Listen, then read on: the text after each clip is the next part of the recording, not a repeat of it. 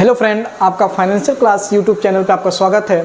तो आज हम लोग देखने वाले हैं rich dad and poor dad के कुछ इंपॉर्टेंट पॉइंट हैं जिसको आज हम लोग डिस्कस करने वाले हैं।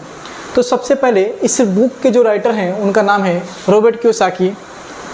उन्होंने इस बुक को लिखा हुआ है। उन्होंने कुछ इंपॉर्टेंट पॉइंट दिए हैं जिसके बारे में हम आज डिस्कस करने वाले हैं। तो चलिए देखते हैं कौन सा पॉइंट है। तो आप इस चैनल पर आए हैं तो लाइक, शेयर और सब्सक्राइब कर लें और इस टाइप के वीडियो आपको फाइनेंशियल आपको वीडियो मिलती रहेंगी। तो चलिए देखते हैं। सबसे पहला जो पॉइंट है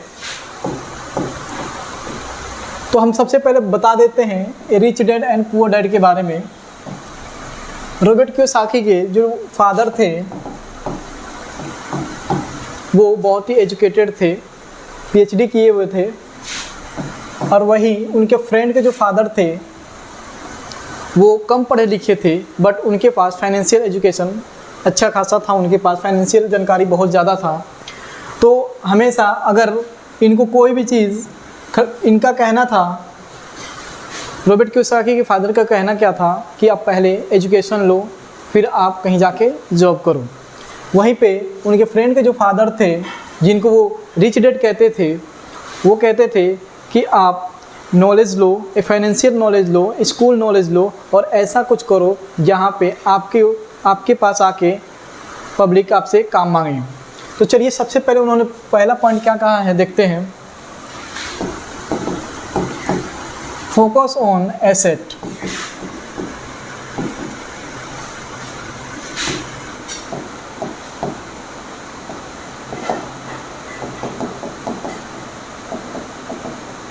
focus on assets not liabilities. हमेशा फोकस हमारे एसेट पे होना चाहिए, लाइबिलिटीज़ पे नहीं होना चाहिए। तो एसेट क्या होता है यहाँ पे हम लोग समझते हैं। एसेट समझते हैं, एसेट वो होता है जो आपके जेब में,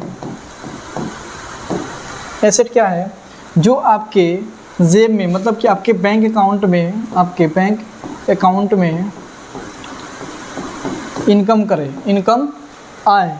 जैसे कि आपने यहाँ पे एक एग्जांपल हम देख लेते हैं। यहाँ पे एक राजू है और दूसरा मोहन है। दोनों ने एक कार लेते हैं, दोनों क्या लेते हैं, कार लेते हैं, दोनों कार लेते हैं। वहीं राजू क्या करता है, उसी कार को ओला, उबर में लगा देता है। वहीं मोहन जो है उस कार को पर्सनली यूज़ के लिए लेता है, पर्सनल यूज़ के पे ले लेता है कि पर्सनल यूज़ पे घूमना फिरना ये सब अपना करने के लिए अपना कार का यूज़ करने लगता है। तो ये जो है ओला उबर से जो पैसा आएगा वो कहाँ जाएगा, ये राजू के जेब में जाएगा, उसके बैंक अकाउंट में जाएगा। वहीं मोहन के बैंक अकाउंट से पैसा यहाँ निकाला जाएगा। जैसे कि इस मान लीजिए फ्यूल डालना है तो जो कमा रहा है मोहन उसी से, वो उसी पैसे में से वो फ्यूल डालेगा। वहीं पे यहाँ पे अगर देखा जाए राजू के केस में तो यहाँ ओला उबर जो भी कमाएगा वहाँ से अपना फ्यूल भी अपना डालेगा, प्लस उसके बाद से जो बचेगा वो राजू के अकाउंट में जाएगा। तो जो हमारे लिए हमारे इनकम का सोर्स बनता है उसे हम कहते हैं एसेट्स कहते हैं, और जो हमारे जेब से पैसा निकालता है उसे हम लोग लायबिलिटीज़ कहते हैं। आपने देखा होगा बहुत सारे लोग ये अपना पर्सनालिटी दिखाने के लिए, अपना शो करने के लिए क्या करते हैं, राजू के मोहन के जैसा काम करना शुरू कर देते हैं और वो कार ले लेते हैं, जिसकी वजह से उनको आगे जाके बहुत सारा फाइनेंशियल प्रॉब्लम होना शुरू हो जाता है। तो इन्होंने इसमें सबसे पहला जो दिया हुआ है फोकस ऑन एसेट। एसेट आप क्रिएट करिए, आप ऐसा मकान खरीदिए जहाँ आप रेंट पे चढ़ा सके, ऐसा कोई काम करिए जहाँ से आपको इनकम आना शुरू हो जाए। तो ये आपका एसेट है। और लायबिलिटीज़ आपको दोनों अंतर आपको समझ में आ गया होगा। दूसरा पॉइंट हम लोग देखते हैं,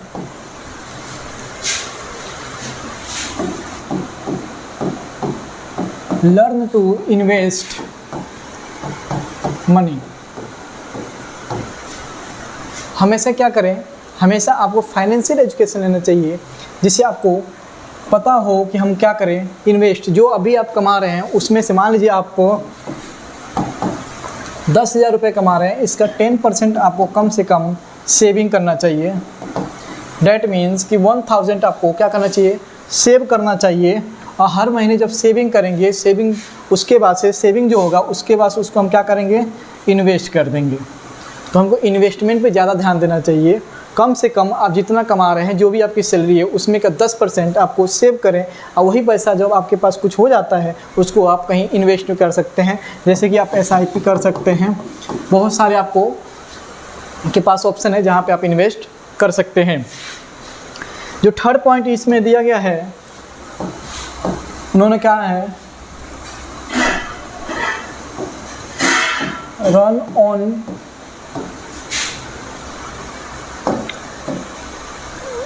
बिजनेस,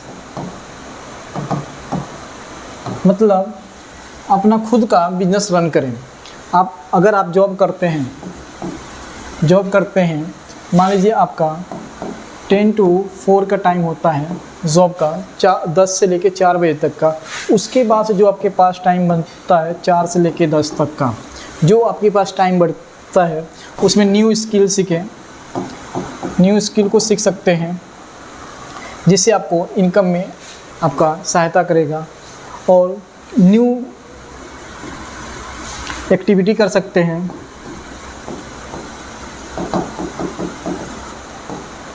यहाँ से आपको धीरे धीरे आप कोई भी काम करते हैं जॉब के साथ साथ अपना बिजनेस करना शुरू कर दें, जिससे आपको आगे चल के अपना जैसे जैसे आपका बिजनेस बढ़ता चला जाएगा, वो आप धीरे से जॉब स्किप करके आप अपने बिजनेस पे जाके शिफ्ट हो जाएंगे।